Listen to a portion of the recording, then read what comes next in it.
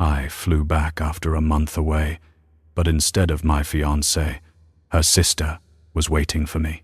I came through the arrivals gate at Charleston International, scanning the crowd for Vanessa's face, the way I had every single time I'd flown home in 4 years together, and found her sister Piper instead, standing alone near the pillar, with her arms crossed and an expression that told me, before she said a single word, that something had gone badly wrong while I was gone.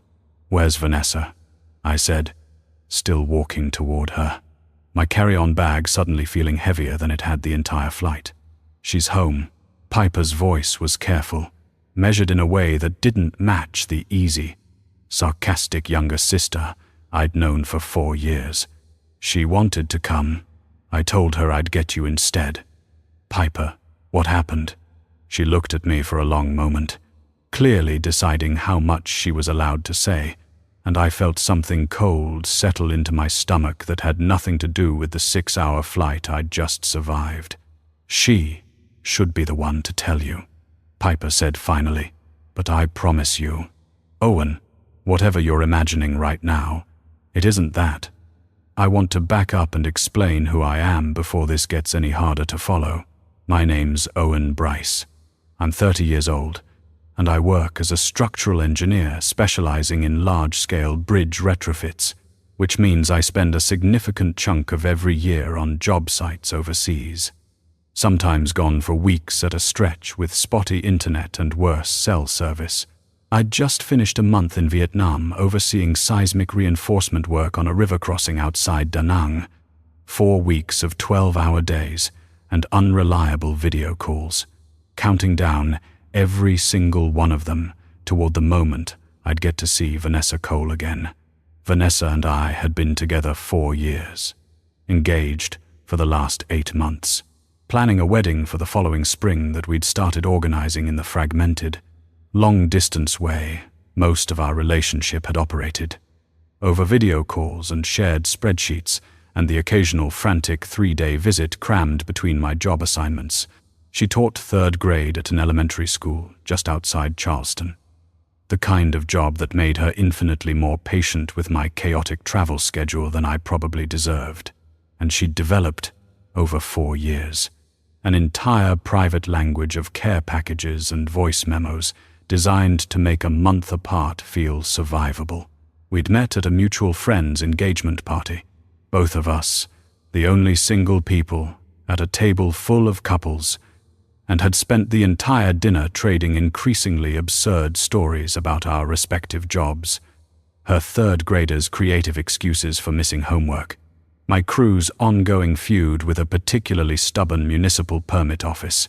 I'd known, by the end of that dinner, that I wanted to see her again, and I'd known, within about 6 months, that the long-distance strain of my career was going to be either the thing that broke us or the thing we figured out how to build a life around. We'd chosen, deliberately, to figure it out. 4 years of careful communication and stubborn commitment to making distance feel like a manageable inconvenience rather than a fundamental incompatibility. Our last real conversation, 10 days into my trip, had been ordinary in every way that mattered. She'd told me about a difficult parent-teacher conference. I'd told her about a concrete pour that had gone sideways. We'd argued, affectionately, about wedding invitation fonts. Nothing in that conversation, or any of the increasingly sparse texts that followed it, had prepared me for the sight of her younger sister standing alone at the arrivals gate, with an expression I'd never once seen on her face in 4 years of holidays and family barbecues. "Is she hurt?" I asked, already moving toward the parking garage, Piper falling into step beside me. "Is it an accident, Piper? You have to tell me something." "She's not hurt. Not like that."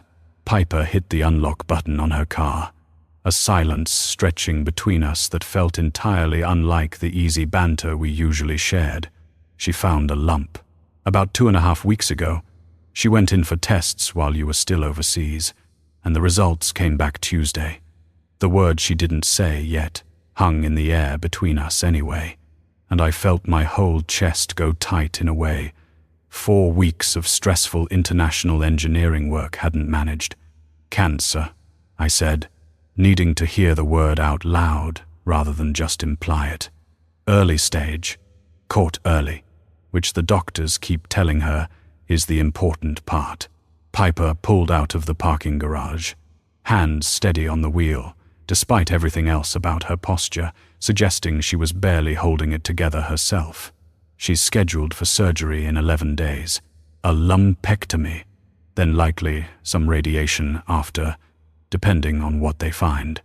I sat there in the passenger seat, running calculations the way I ran calculations on every job site I'd ever worked. Timelines and probabilities and next steps, because it was the only language my brain seemed to know how to process shock in. Why didn't anyone call me? Why didn't she call me? Because you were 6,000 miles away on a job you couldn't just walk off of.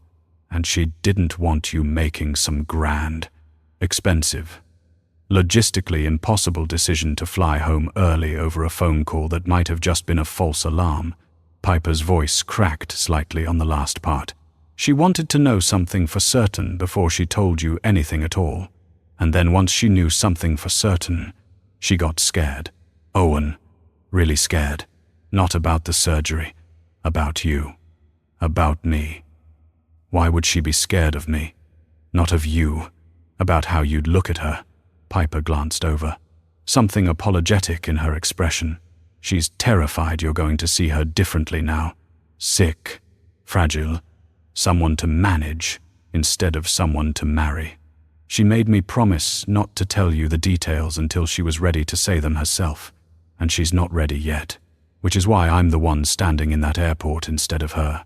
We drove in silence for a few minutes after that, the highway blurring past outside my window, my brain still trying and failing to reconcile the ordinary rhythm of the last month's job site with the entirely different reality I'd just landed into. Piper glanced over at me a few times, apparently gauging whether I was actually processing any of it or just staring blankly out the window, which I suspect I was doing more of than the former. "You're doing the thing," she said, finally. "What thing?"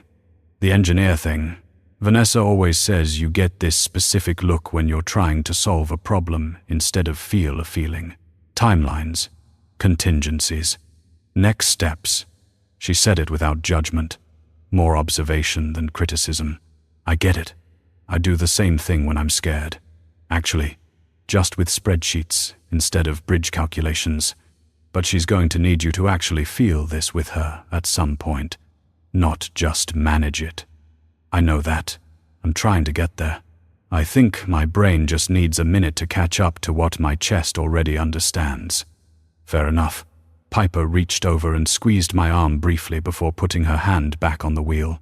"For what it's worth. Owen, I've watched you two for 4 years.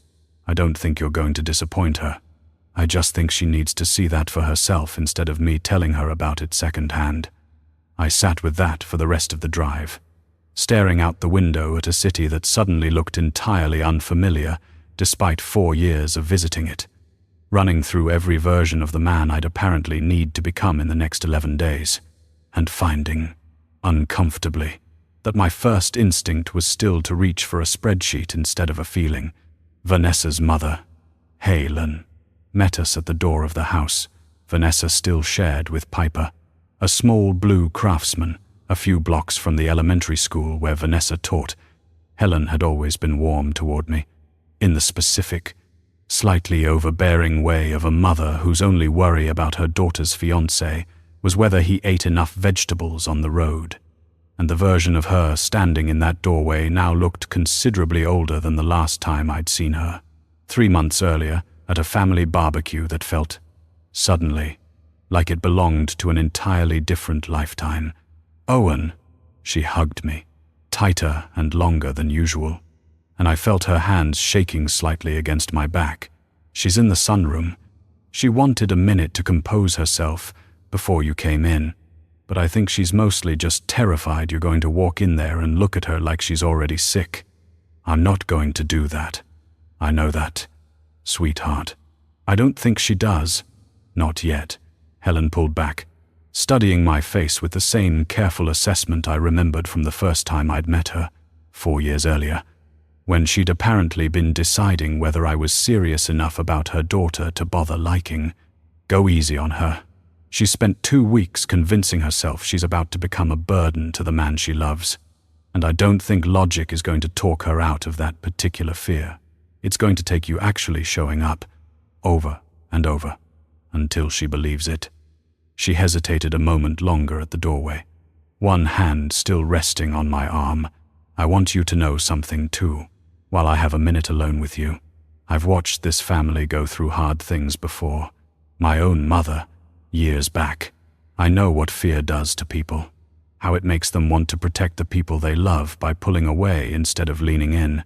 Vanessa's been doing exactly that for 2 weeks, and I haven't known how to stop her, because I understand the instinct too well myself to argue her out of it. You might be the only person who actually can. I'll try. That's all I'm asking. Trying, consistently, is worth more right now than any grand gesture. She squeezed my arm once more and stepped back to let me through, and I found myself grateful, walking down that hallway, for a mother-in-law who understood exactly what the next several weeks were going to require without needing it spelled out. I found Vanessa sitting in the sunroom at the back of the house, wrapped in the same oversized cardigan she'd worn every winter since I'd known her, staring out at the small backyard garden instead of toward the door. She turned when she heard me, and for a moment, neither of us said anything. Both of us, apparently recalibrating to a version of this reunion neither of us had planned for. "Hi," she said finally, her voice smaller than I'd ever heard it. "Hi." I crossed the room and knelt in front of her chair instead of sitting beside her, needing to actually see her face. Piper told me. Some of it, anyway. She said you'd want to tell me the rest yourself. I'm sorry. Her eyes filled immediately. I'm so sorry. Owen, I should have called you the second I found the lump. I should have told you everything, instead of letting Piper break it to you at the airport like this. Don't apologize for that. I don't care about the timeline. I care about you. I took her hands, noticing how cold they were despite the cardigan. I care that you're scared, and that you've apparently spent 2 weeks handling this alone because you didn't want to interrupt my work trip. That's the part I actually need to talk about. I didn't want you to fly home early over something that might have just been nothing. I didn't want to be the reason you missed a deadline on a project you've been building toward for a year. She pulled her hands back slightly, wrapping her arms around herself instead. And then it wasn't nothing, and by then I was so far into managing it alone that I didn't know how to hand any of it over to you without feeling like I'd failed at something. Failed at what? Exactly. At being someone you're marrying instead of someone you're going to have to take care of. The words came out in a rush, like she'd been holding them ready for days. I keep picturing you looking at me differently, seeing a diagnosis instead of a person. I know that's not fair to you. I know you'd never actually do that, but I can't stop imagining it anyway. And it's been easier to keep you at arm's length than to actually find out whether I'm right. I sat with that for a moment, understanding, slowly, exactly the shape of the fear I was up against, and exactly how little my usual instinct toward logistics and problem-solving was going to help me here. I noticed, for the first time since walking in, the small pile of medical pamphlets stacked neatly on the side table beside her chair, corners worn from being handled repeatedly, and a legal pad covered in her handwriting. Questions for doctors, timelines, the specific evidence of someone who'd spent 2 weeks trying to manage an unmanageable situation entirely alone. You've been carrying all of this by yourself, I said, nodding toward the pamphlets. Every appointment, every question, every piece of research. Alone. I had Piper. And Mom, her voice wavered. But not you. Not the person I actually wanted standing next to me through all of it. Then let me actually be that person. Starting right now. Not managing this from a distance through Piper. Actually here. Actually asking the questions with you. Actually sitting in the waiting rooms. I gestured toward the legal pad. Walk me through what you've learned. All of it. I want to understand exactly what we're facing, together, instead of finding out secondhand. You want to go through the whole pamphlet situation right now. I want to go through it with you, instead of you going through it alone. Yes, I've been doing math in my head since the airport trying to catch up to information you already have. Let's just close that gap. I flew 6,000 miles today specifically to see your face. I said finally, not a diagnosis, not a patient, your face, which I've missed every single day for a month, and which currently looks terrified in a way I'd very much like to help fix. If you'll let me. I reached up and brushed a tear off her cheek before it could fall further. I'm not going anywhere, Vanessa. Not because I feel obligated to stay, because I want to be exactly where you are, however this goes, for as long as you'll have me. She let out a breath that was half sob, half something closer to relief, and finally let herself lean into me instead of holding herself carefully apart.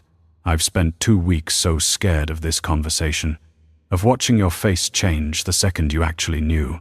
How does my face look right now? She studied me for a long moment, something loosening in her expression, like you're still looking at me the same way you always have. That's because I am. That's not going to change, Vanessa. Not over this. Not over anything. We sat there for a long time after that, her head against my shoulder, both of us quiet. The specific quiet of 2 people, recalibrating to news that had rearranged the shape of the next several months without warning. Eventually, she told me the rest of it. The details Piper hadn't been authorized to share. The specific staging of the diagnosis. The surgery scheduled for 11 days out. The oncologist's cautious but genuinely hopeful language about catching it early. The radiation that would likely follow depending on what they found once they were actually in there. I've read everything, she admitted. Every study, every survival statistic, every horror story on every forum I probably shouldn't have gone looking through at 2 a.m. I know more about this than I ever wanted to know about anything. What do the doctors actually think? Not the forums, the doctors. Cautiously optimistic, early stage, good margins expected. A strong chance the lumpectomy alone handles most of it.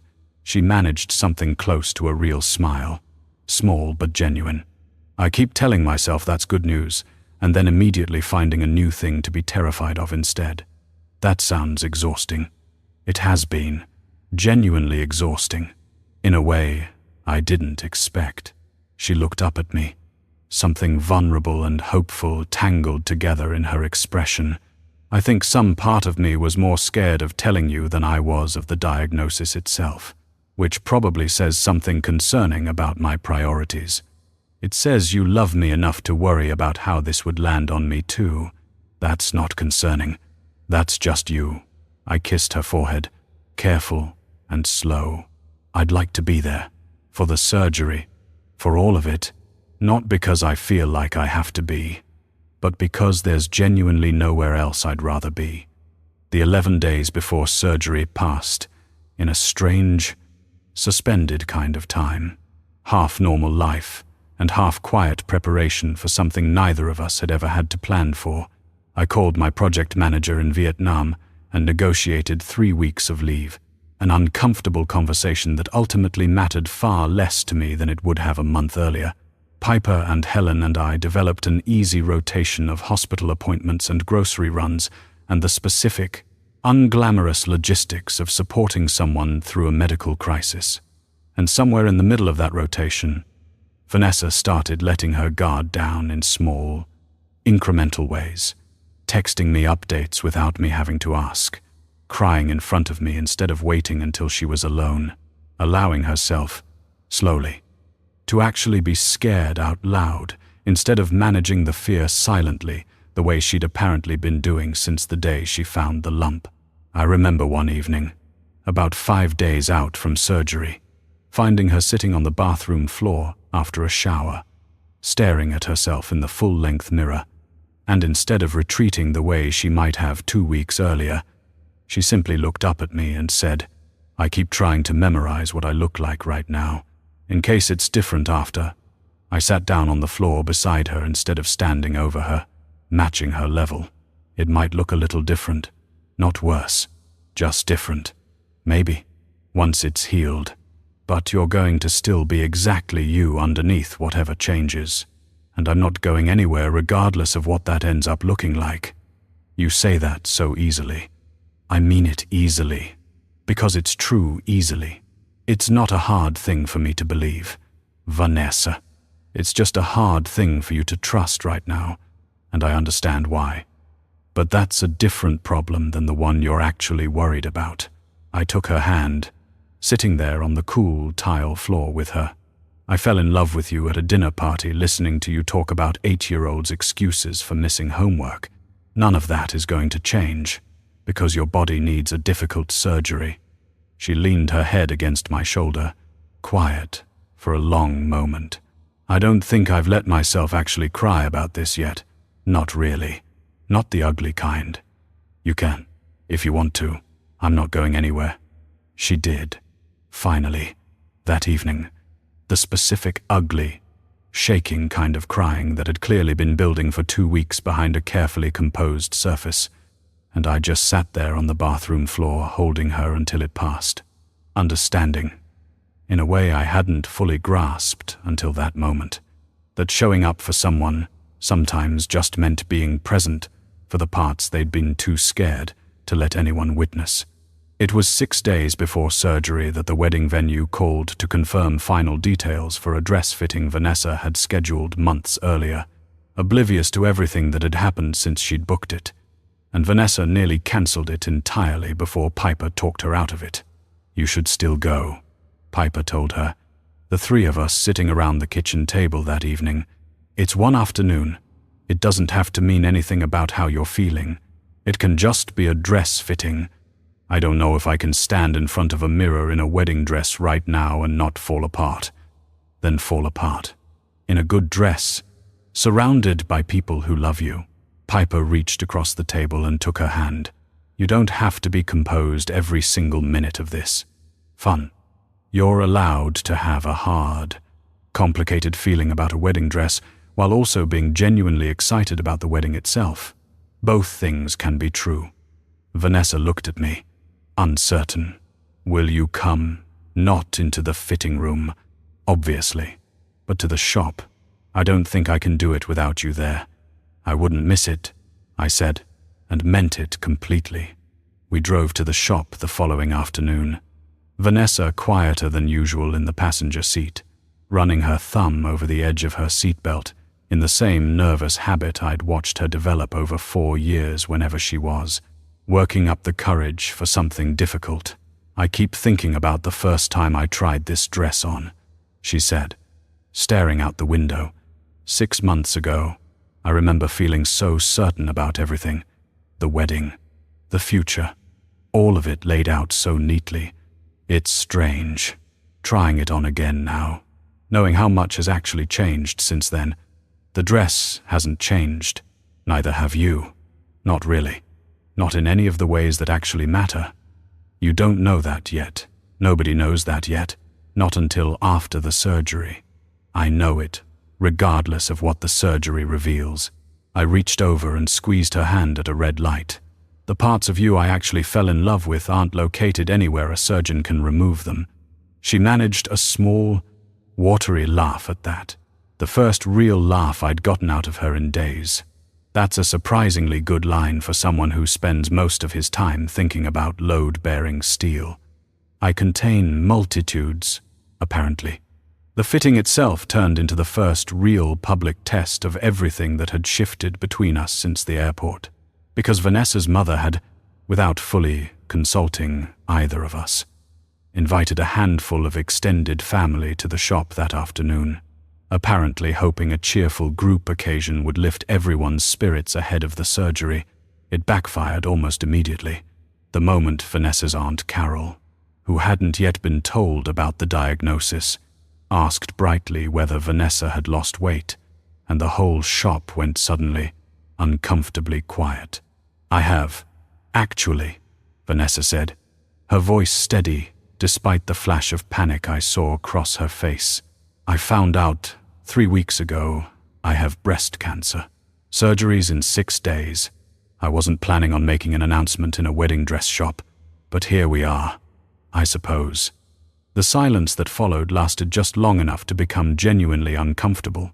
Aunt Carol's face going through several rapid stages of shock and horror and misplaced apology before Helen, moving quickly, steered the conversation toward practical questions about the surgery and recovery timeline, giving Vanessa room to breathe while the rest of the family adjusted to the news in real time. I found Vanessa a few minutes later in the dressing room hallway, still in the half-fitted gown, her composure finally cracking in a way it hadn't at the actual announcement. "I didn't want to find out like that," she said, voice shaking, standing in a wedding dress, telling my aunt I have cancer because she asked an innocent question about my weight. "This isn't how I imagined telling anyone.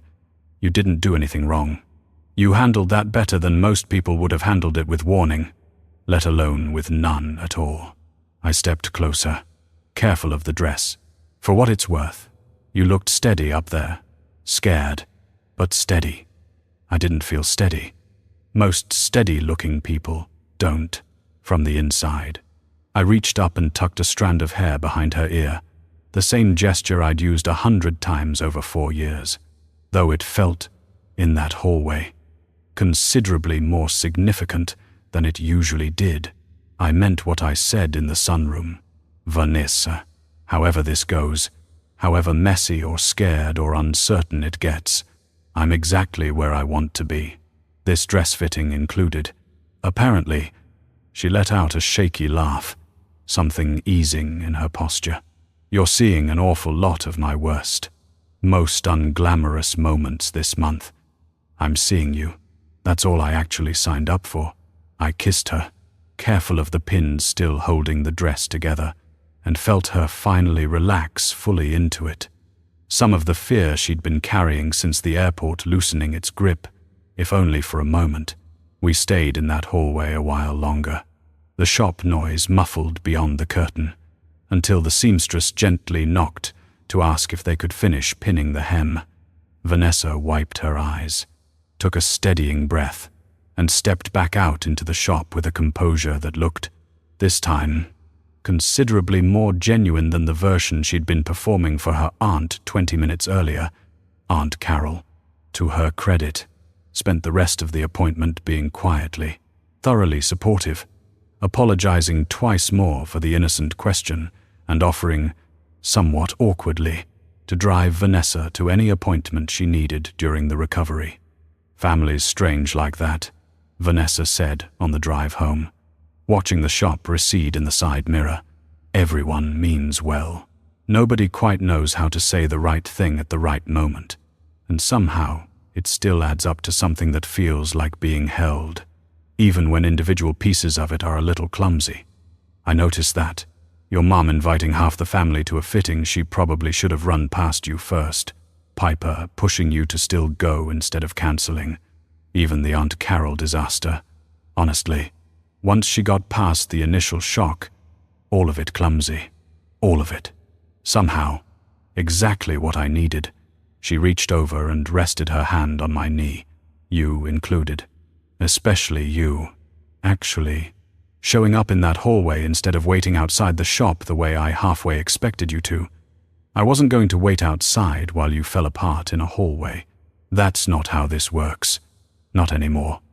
The night before surgery, Helen pulled me aside in the kitchen while Vanessa was upstairs packing her hospital bag, her expression carrying a weight I hadn't yet seen from her directly. "I need to say something, and I need you to actually hear it," she said, keeping her voice low. "I love you. Owen, I've loved you since the first barbecue, when you spent 20 minutes explaining bridge suspension cables to my nephew because he genuinely wanted to know, and you were the only adult in the yard who took him seriously. But I need to know you're not staying out of obligation. My daughter cannot handle discovering, 6 months or a year from now, that she married someone who felt trapped into it by a diagnosis. I'd rather she be alone and healthy than married and quietly resented. I'm not staying out of obligation. Helen, I believe you say that. I need you to actually mean it deeply enough to prove it over years. Not just this month. Her eyes filled. The careful composure she'd maintained all week finally cracking. I'm terrified for her. I'm terrified of losing her. And I'm terrified of watching her survive this, only to end up with someone who couldn't handle the person she becomes afterward. Because illness changes people. Owen, even when the outcome is good. I need you to be sure. I am sure. I've been sure since the sunroom. I held her gaze, wanting her to actually believe it instead of just hear it. I didn't propose to a set of circumstances. Helen. I proposed to Vanessa. Whatever version of her comes out the other side of this surgery. Scared or strong or somewhere in between. That's still the person I asked to marry me. And that's not going to change because her body needed a difficult month. Helen studied me for a long moment, and something in her posture finally eased, though not entirely. I hope you mean that as thoroughly as you sound like you do, for her sake and yours. Can I ask you something? I said, before she could turn away. You mentioned your own mother, earlier at the door. Is that where some of this fear is coming from? Helen was quiet for a moment, weighing how much to say. My mother had breast cancer too. Back when treatments weren't nearly as good as they are now, my father stayed.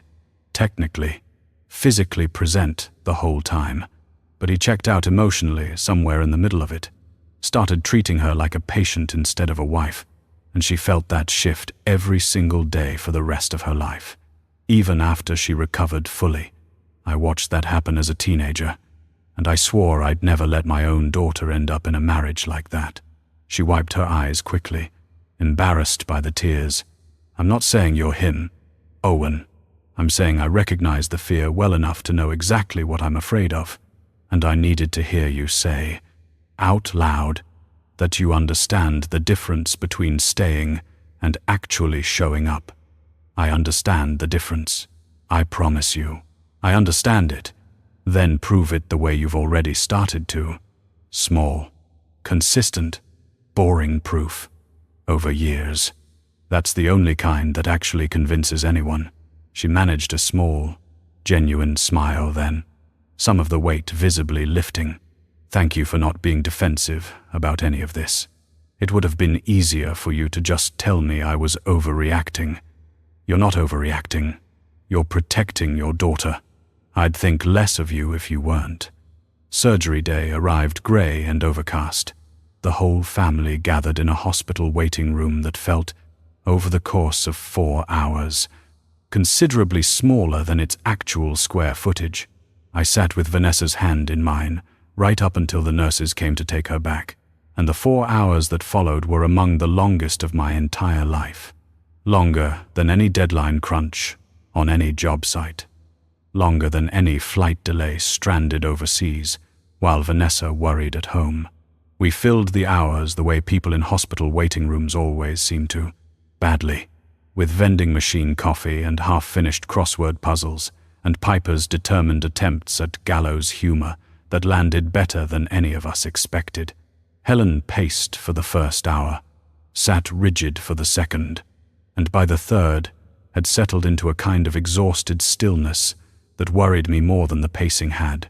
I'd texted my project manager in Vietnam an update, mostly for something to do with my hands, and found myself unable to focus on his response for more than a few seconds before my attention snapped back to the operating room doors. She's going to be fine, Piper said, somewhere around hour 3, more to convince herself than to reassure me. The doctors were confident. Early stage, good margins expected. She's going to be fine. I know. You don't look like you know. I know it logically. My chest hasn't quite caught up to the logic yet. I managed a small, tired smile. Turns out, understanding probabilities and actually feeling calm about them are two very different skills. The surgeon found us in the waiting room a little after 2, her expression carefully neutral in the specific way surgeons seem trained to maintain until they're ready to deliver actual news. Clean margins, she said, and I watched 4 months of accumulated fear drain visibly out of Helen's shoulders. We got everything we were looking for. She'll need a course of radiation as a precaution, but the prognosis is very good. Excellent. Honestly, given how early this was caught, I don't remember much of the immediate aftermath clearly. Just Helen crying against my shoulder, Piper hugging both of us at once. The specific, disorienting relief of an outcome you'd been bracing against something far worse than what you actually got. What I remember clearly is walking into Vanessa's recovery room an hour later, finding her groggy but awake, and watching her face when she saw me standing there. "You're here," she said, voice thick from anesthesia. Where else would I be? I kept dreaming, while I was under, that you'd decided this was too much, that I woke up and you'd gone back to Vietnam. Her eyes filled, exhaustion and relief tangled together. It wasn't real. I know it wasn't real. It still felt real enough to scare me. "I'm not going anywhere. Vanessa, I told you that in the sunroom. I told your mother that in the kitchen, and I'm telling you again right now. As many times as you need to hear it until you actually believe it." I took her hand, careful of the IV line, clean margins. "It's over. The worst part of it. Anyway, you did it."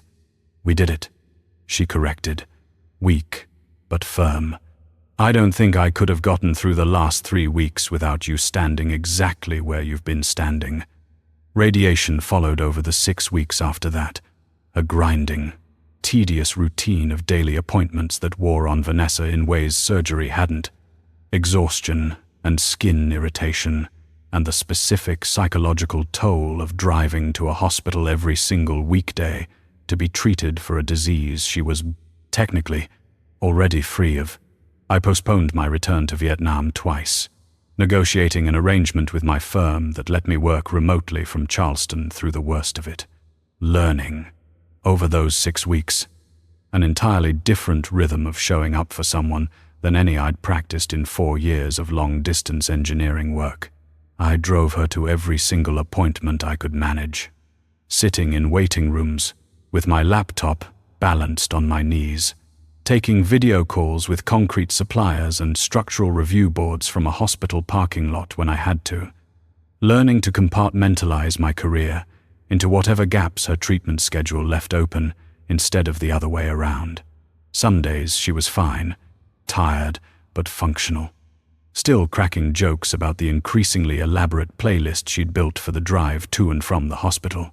Other days the exhaustion hit harder, and she'd fall asleep in the passenger seat on the way home, and I'd drive a little slower than necessary just to give her a few extra minutes of rest before we got back to the house. "I feel like I've forgotten what normal feels like," she admitted, about 4 weeks into radiation, both of us sitting on the back porch after a particularly hard day. Every day is just appointments and side effects and counting down to the next milestone. I don't remember the last time I thought about anything that wasn't cancer-related. "That's temporary. I promise you that's temporary." I pulled her closer, the evening air finally starting to cool after a hot Charleston afternoon. 6 more weeks, and then it's just checkups. Then it's just life again. The ordinary, boring kind, which I know sounds unbelievable right now, but is genuinely coming. What if I don't remember how to be ordinary anymore? What if this changes me in ways that stick around even after the radiation stops? Then we figure out the new ordinary together. I'm not expecting the exact same person I flew home to a month before all of this started. I'm expecting you, whatever shape that takes on the other side of this. I kissed the top of her head. I fell in love with someone who adapts to hard things with more grace than she gives herself credit for. I don't think that particular trait is going anywhere, even if some of the other details shift. She was quiet for a while, watching the last of the light fade over the garden. Piper told me something the other day. She said watching you these past weeks convinced her that real love isn't the dramatic version people write songs about. It's just someone choosing, every single ordinary day, to keep showing up for the unglamorous parts. I think she's right. Actually, Piper's smarter than she lets on at family barbecues. Don't tell her I said that. She'll be insufferable about it. We got married the following spring, exactly as originally planned, in the same venue Vanessa had booked over a year earlier, before either of us had any idea what the intervening months would actually hold. She wore the same dress from that dress fitting, finished now, fitted perfectly to a body that had been through more in the past year than either of us had ever expected to navigate together.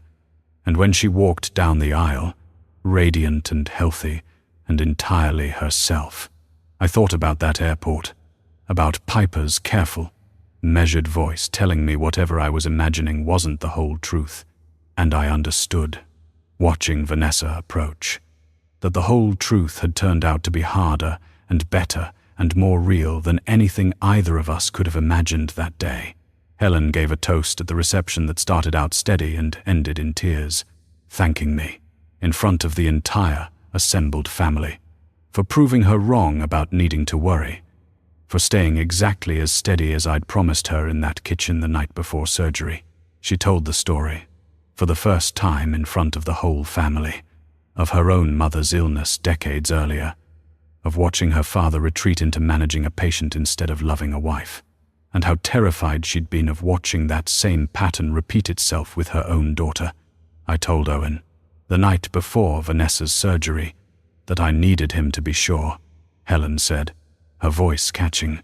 I didn't know, at the time, whether he actually understood what I was asking. I know now. I've watched him prove it every single week since, in 100 small, unglamorous ways that matter far more than any single dramatic gesture could have. Vanessa, sweetheart, you found someone who understands the difference between staying and actually showing up. I couldn't be more grateful, or more relieved. Piper's toast was considerably less composed and considerably funnier, involving a detailed and mildly embarrassing account of the airport pickup and my apparently visible panic in the arrivals hall, which had the whole reception laughing in a way that felt, finally, entirely unburdened by the fear that had shadowed the year leading up to it. I want it on record, Piper said, raising her glass, that I have never in my life delivered worse news to someone's face than I did in that airport, and I have also never watched anyone recover from bad news faster than Owen did. Once he got his bearings, he went from looking like he was about to pass out in the arrivals hall to negotiating 3 weeks of leave from an international engineering job within about 6 hours. That's not nothing. That's love, with a project management plan attached. And honestly, knowing my sister, that might be the most romantic possible version of it. The reception carried on late into the evening, the specific warm exhaustion of a celebration that had been earned rather than simply scheduled, and at some point, dancing slowly with Vanessa under string lights that Helen had insisted on despite the venue's initial reluctance, I found myself thinking less about the airport and more about everything that had happened since: the 11 days, the surgery, the 6 weeks of radiation, all of it collapsing, in that moment, into the simple, uncomplicated fact of her hand in mine. We keep the engagement ring's original box on a shelf in our bedroom now, an odd little keepsake. Neither of us has ever fully explained to guests who ask about it, though we understand exactly why it matters to both of us. It sat, unopened, in my carry-on bag, the entire flight home from Vietnam that day, through the whole drive from the airport, through the sunroom conversation and the 11 days that followed. A physical reminder, every time I saw it, of the promise I'd made months before any of us knew what that promise would actually be tested against. I've told the story enough times now, at family dinners, to new co-workers, to friends who ask how we met and get, instead, the considerably longer version involving an airport and a diagnosis, that I've started noticing which details I emphasize depending on who's listening. To engineers, I tend to focus on the logistics, the negotiated leave, the remote work arrangement, the specific mechanics of showing up consistently across 6 weeks of radiation appointments. To anyone who's been through something similar themselves, family members or friends navigating their own medical crises, I focus instead on the fear, on how close Vanessa came to managing the whole thing alone, out of a misplaced instinct to protect me from inconvenience. Both versions are true. Neither one, on its own, quite captures the whole thing. I used to think the ring was the whole promise. Vanessa told me once, a few months into our marriage, turning the actual ring on her finger in the specific, thoughtful way she does when she's working through something. I think I understand it differently now. The ring's just a symbol. The actual promise was you, standing in that sunroom, choosing to stay exactly as steady as you'd always been, even after everything changed. I didn't do anything particularly heroic. I just showed up. That's the whole thing. Though, that's the entire promise, distilled down to its simplest possible form. Showing up, over and over, especially when it would have been easier not to. She kissed me, easy and certain in a way that still, months later, made my chest go warm. I spent 2 weeks convinced you'd see a diagnosis instead of a person. You never once did. I don't think I'll ever stop being grateful for that. Some evenings, sitting on our back porch with the specific ease of two people who've been through something difficult together and come out the other side, Vanessa brings up that airport pickup, asks me what actually went through my mind seeing Piper standing there instead of her. Every worst-case scenario I could construct in about 4 seconds flat. I tell her, honestly, every time she asks. None of them were actually as frightening as the real thing turned out to be initially, and none of them prepared me for how much better the ending would eventually be. Either. Piper still brings up how panicked you looked. She says it's her favorite story to tell at parties now. I was extremely panicked.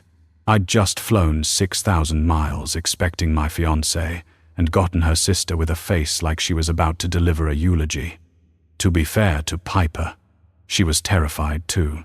She'd never had to deliver news like that to anyone in her life, let alone to the person about to marry her sister. Vanessa laces her fingers through mine.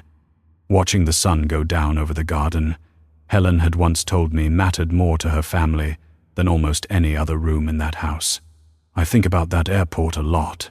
Actually, about how close I came to letting fear keep me from telling you anything at all. And how different this last year would have looked if you'd found out some other way. Later, worse, with less time to actually show up for me the way you did. You didn't let fear win. Though, that's the part that matters. I had help not letting it win. Piper pushing me to still go to that dress fitting.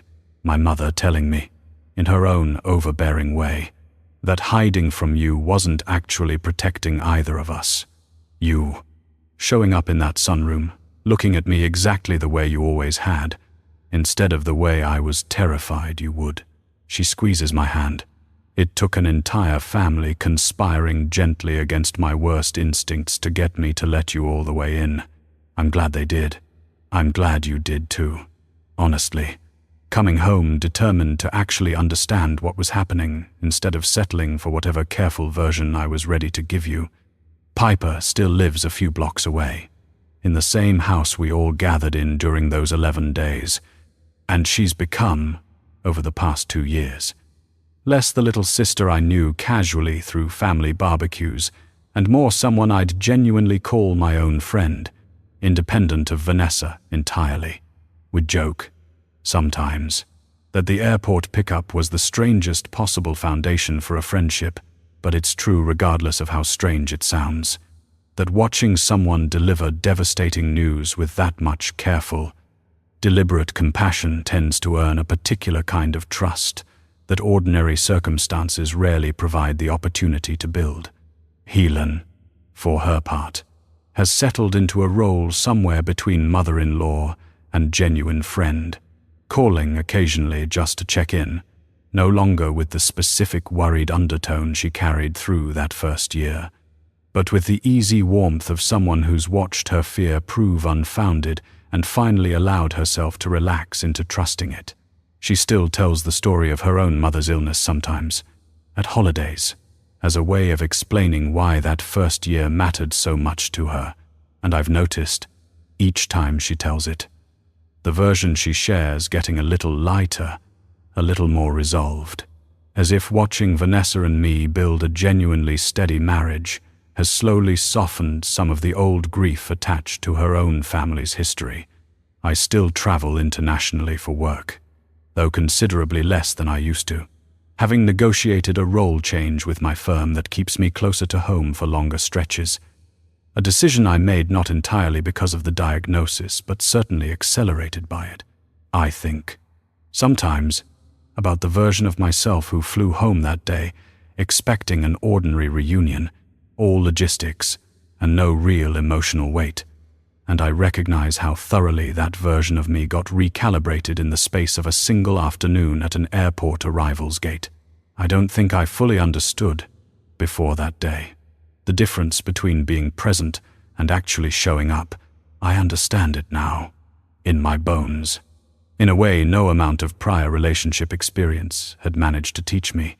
Vanessa's third graders, unaware of most of what happened that year beyond their teacher, taking some unexplained time off, still send her cards every June when the school year ends, and she keeps every single one in a drawer in her classroom. A habit she started, she told me once, in the weeks right after radiation ended, needing something to remind her that ordinary life, full of misspelled thank you notes and crayon drawings, had genuinely come back around to her.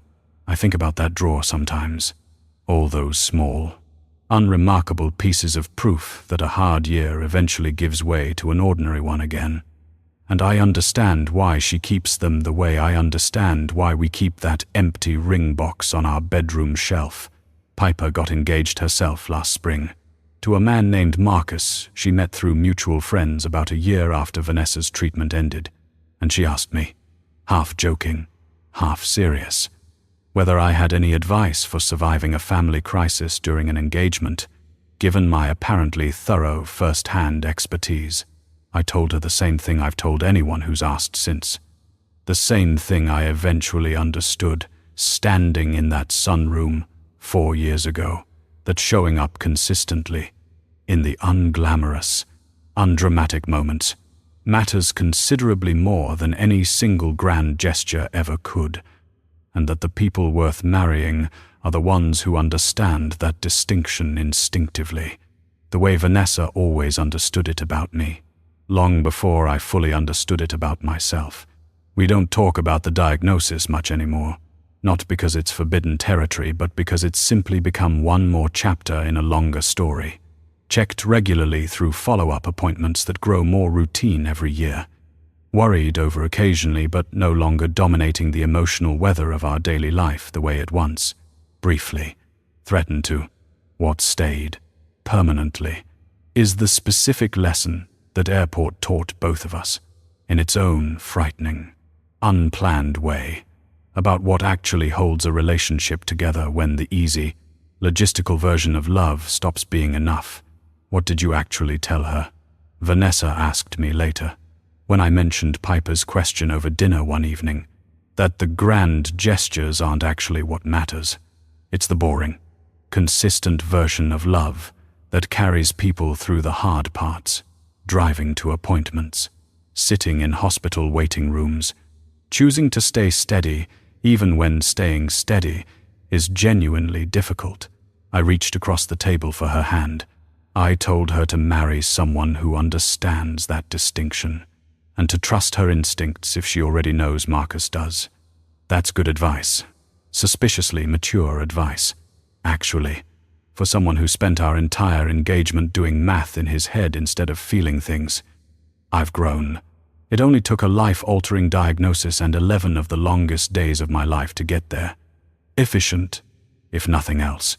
She squeezed my hand, smiling in the easy, unguarded way that had taken most of that first year to fully return, and I found myself, not for the first time, deeply grateful for every unglamorous, difficult day that had led us to exactly this ordinary, comfortable moment. We don't know, of course, whether either of us will ever face something like that again.